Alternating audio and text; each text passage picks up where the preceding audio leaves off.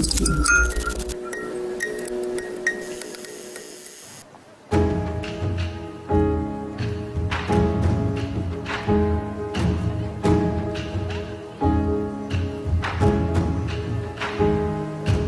ohatra ka tia hampandrosan'i Madagasikara iny, ny zavatra tena tokony kasihana voalohany dia momba ny fampianarana.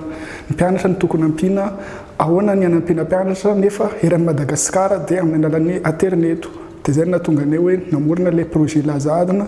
Dia nefa ny fianarana koa misy ihany mianatra amin'ny sekoly privé fa ny fanjakana angamba ny tena mila ampiana bebe kokoa satria ireny no ataoko hoe tsy dia manana fahefana loatra ny ray aman-dreny mahatonga andefa anazy eny.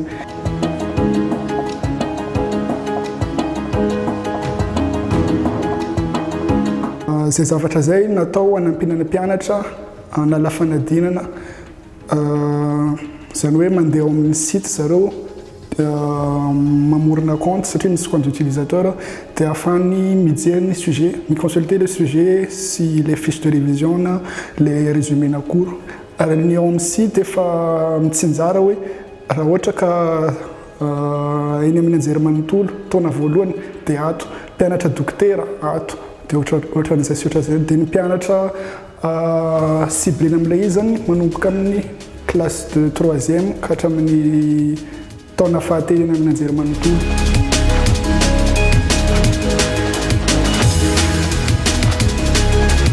Miara-miasa amin'ny mpampianatra zay manao collecte sy manao le corriger les sujets.